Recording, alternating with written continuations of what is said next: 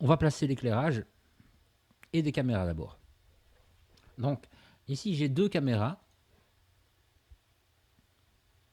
Et donc, je rappelle à Shift A, vous avez ici caméra. Alors, vous voyez, si j'appuie, vous voyez, à chaque fois, il y a une flèche au-dessus de la caméra. Celle qui est en noir, c'est la caméra active. OK. Et donc, CTRL 0 pour activer la caméra ici. Donc, on voit que maintenant, elle est noire. Et ce qui serait bien, c'est de pouvoir la piloter. Donc, j'appuie sur N et dans Tool, non, dans View, je vais faire Camera to View. Et je vais scroller pour positionner ma caméra. Alors, on voit que quand je me rapproche, vous voyez, l'objet disparaît. C'est parce que c'est tout. Enfin, comment dire, l'objet est tout petit. En soit pas si petit que ça, mais donc il est à échelle. Il fait 3 cm plus ou moins. Donc, je vais aller sur la caméra. Et ici, je vais clip start, ici. Donc, je vais diminuer voilà, pour avoir une valeur euh, comme ceci. J'ai mis 1 centimètre, j'espère que ça ira. Voilà. Et donc ici, je peux piloter la caméra. Je décoche Camera to View. Scroller un petit peu, vous voyez. Voilà, comme ceci. Quand on a ça, quand on a un axe caméra, eh bien, on va pouvoir commencer avec les... Alors, il y a ici, dans Render Output, vous voyez, on a la résolution.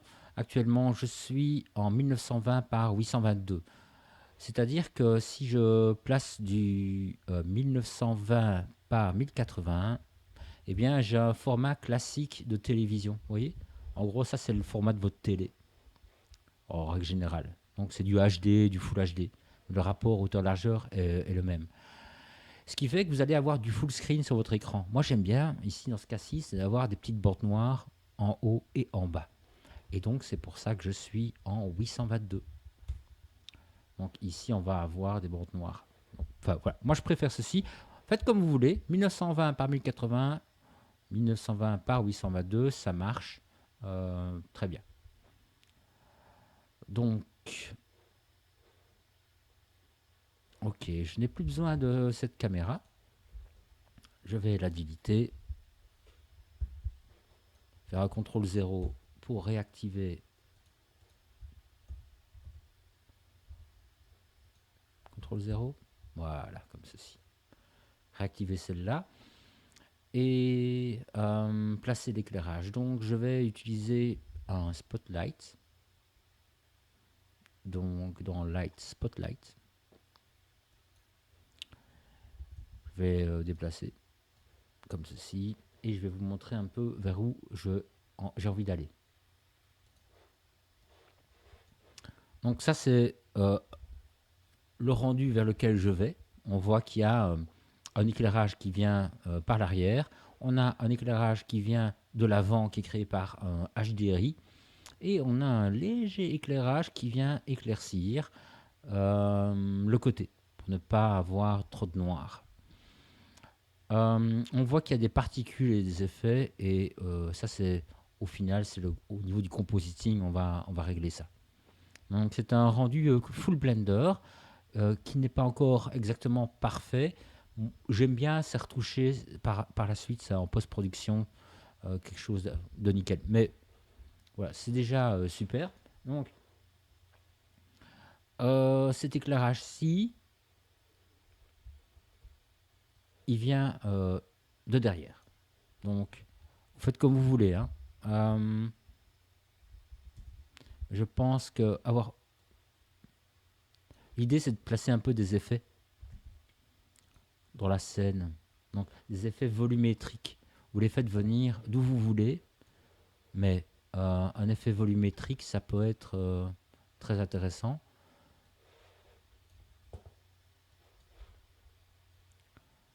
Donc, une fois que j'ai ça, je vais sur les paramètres. Je vais réduire le spot size.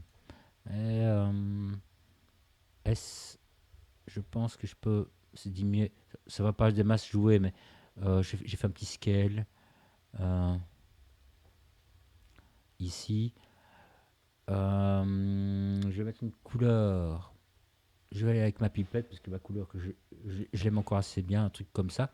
Alors, vous allez me dire, la couleur elle est bizarre.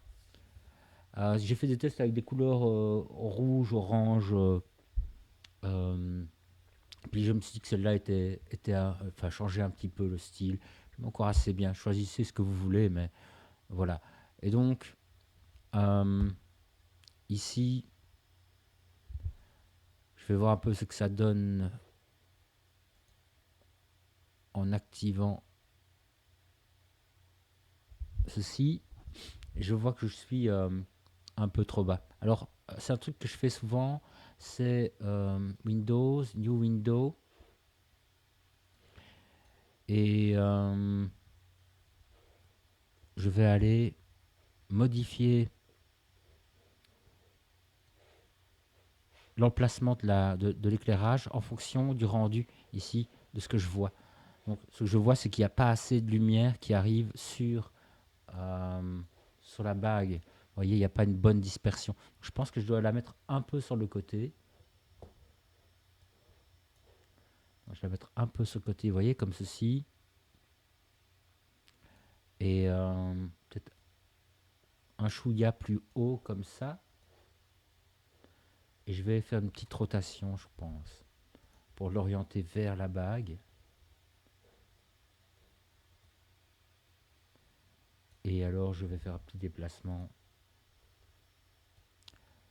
Voilà, comme ça. Donc ça, c'est une lumière assez impactante. Et qu'est-ce qu'on constate ici dans le rendu? C'est qu'on a beaucoup de noir ici en bas. Et c'est là que je vais revenir avec une fill light. La fill light, le propre de la fill light, c'est de déboucher les ombres. Donc, je me suis dit, tiens, une fill light, je vais utiliser...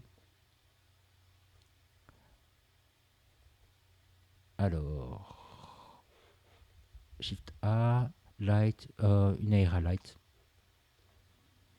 Je vais aller la mettre là-bas.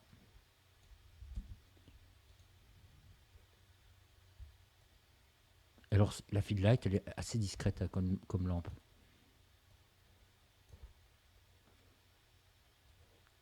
Voilà, comme ceci. Un petit rotate. Calmer un petit peu la puissance du projet et revenir vers des couleurs similaires. Non, pas du rouge.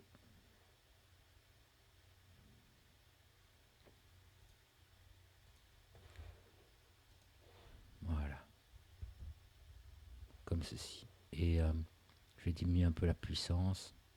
Alors, vous voyez, quand je suis sur des zones assez sensibles comme ça, j'appuie sur Shift et j'adoucis les valeurs, vous voyez. Là, quand j'appuie pas sur Shift, je passe de 800 à 700. Et avec Shift, voilà, c'est smooth. Voilà. Juste déboucher les ombres comme ça, tranquillement. Ok. Alors, c'est bien, c'est pas mal. On a un rendu qui est bien. Alors, le problème, c'est que la face avant, elle n'est pas éclairée. Donc, pour l'éclairer, eh bien, on va utiliser un HDRI. Alors, ce coup-ci, le HDRI, je vais le placer sur une sphère. Donc, pour ça, je vais sortir de là, me mettre juste ici.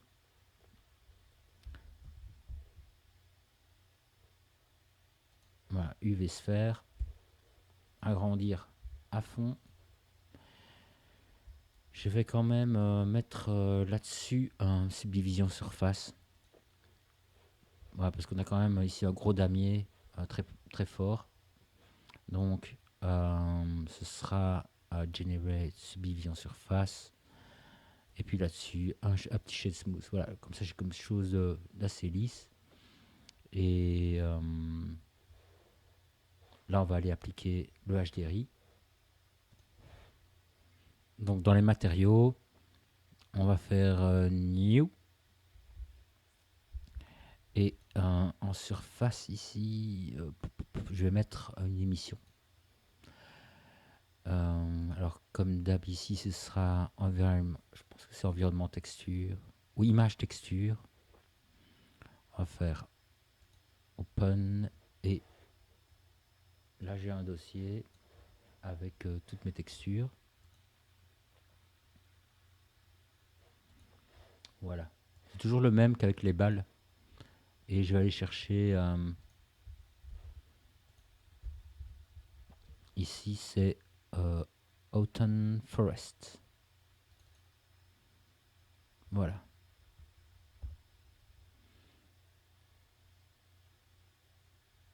Ah ben, ça se met bien, on dirait. Donc, je vais regarder ça. Ok, alors on va augmenter un peu l'émission. Donc ici, Autumn Forest. Vous voyez, donc je suis dans le shader editor, j'ai ouvert ici un volet et je vais mettre ça à une valeur augmentée un petit peu.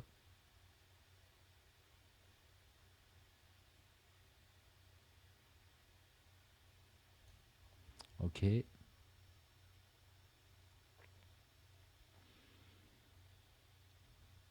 Alors j'ai l'impression que je pourrais un petit peu travailler sur voilà, ici l'éclairage, j'ai pas trop, on n'éclaire pas trop la face ici. Donc je vais un peu voir si je peux pas arranger ça.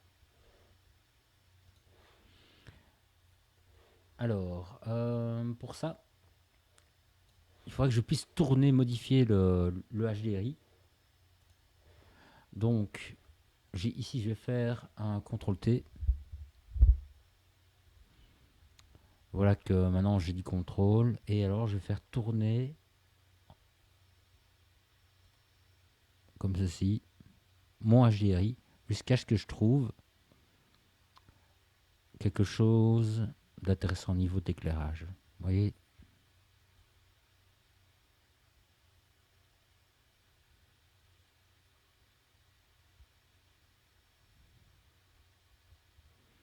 Hop.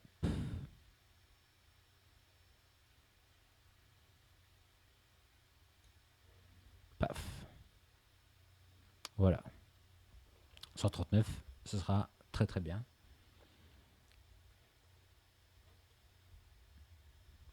Donc là on est bon. Pour moi on est bon pour l'éclairage.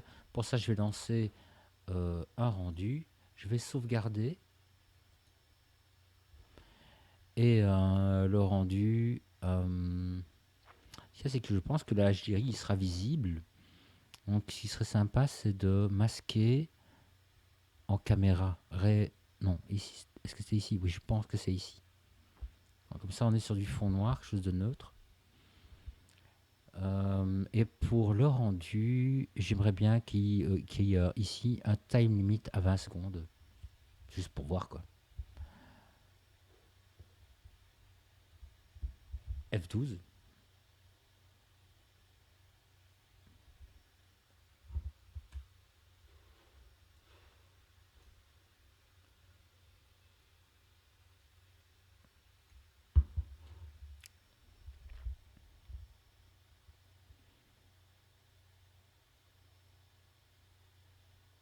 Voilà, l'éclairage est bien.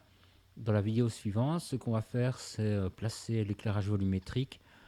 Et ce qui serait intéressant, ce serait aussi d'avoir un fond noir. Ah ben, il me semble que dans mon compositing, j'ai déjà des effets. On verra ça après. Voilà.